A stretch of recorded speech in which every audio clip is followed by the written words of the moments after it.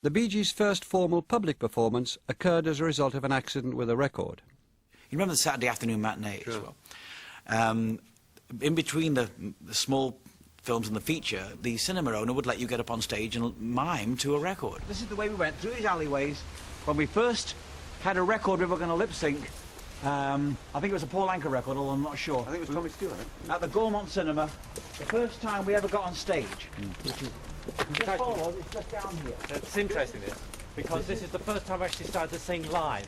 Yep. We never sang live before. Remember, we were little kids at the time. So. Well, Maurice and Robin were 6, and I was about 9. Yeah.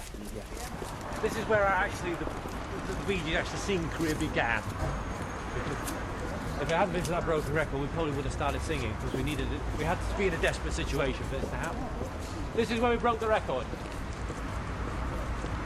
It's historical for us. There's the Gaumont Theatre where we performed, which is now a funeral salon. But that was the theatre where we first sang as the Bee Gees, but not as the name the Bee Gees, were we Johnny Hayes and the Blue Cats. No, we were the Rattlesnakes. The Rattlesnakes. You're right. And that's it now, and that's where we broke the record over there on this curve here. I think it might have been my grandfather who heard us singing in the lounge and thought it was a record. And they came in, and there's the three of us sitting on the bed singing in 3-part harmony. And my father went, bong, what is this, And so from then on, he became devoutly sort of supportive of what we were doing, So he took us to the Russell Street Club. We did our first so-called evening live thing for the audience, which we got £half a crown for. And my goodness, they liked us, But, if you look back, you realise they liked us because we were kids, Not necessarily because we were any good, but we were doing something. We were doing something that no one had seen before, and that's 3 kids singing in 3-part harmony. Must have been pretty good, too, to have your father, father, after all, a musician, a man who knew what he was talking about, backing you. Well, he played on the drums, that night for us, and had done after that, even when we went to Australia. So it sort of brings me up to the point where we emigrated. Why did they go?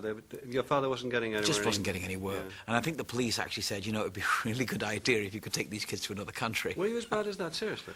Well, I think it probably saved us from going to reform school. The Gibb family quit Britain in 1958.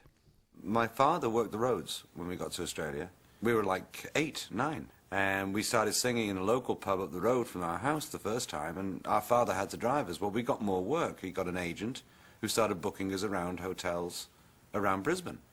My father just had to drive us everywhere, and we had to have an adult with us everywhere we went. So he had to give up his job to do that. We had a great childhood, all of us. I always refer to the time when I was 11 in the changing room of a stripper, And I think to myself, would I be a normal child? No. But we never even had friends our own age. They were always like 10 years our senior and things like that. And most of the kids I went to school with, I couldn't relate with at all. Robin? Morris. And Morris. Now you all sing together, eh?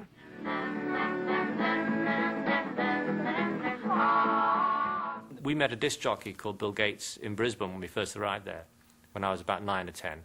He was very instrumental in guiding us in the right direction.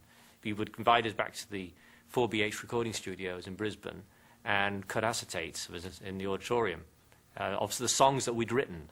Songs like The Echo of Your Love and Let Me Love You and Time's Passing By, songs that we'd composed at the time. And he'd record them and put them out on his show, Platter Chatter, in the afternoons, And that was really the first minor record experience we'd ever had. You had to really leave Australia to either go to the UK or America to go any further. And we knew by the time we left that whatever we were doing, we could only go so far, and then we had to get out.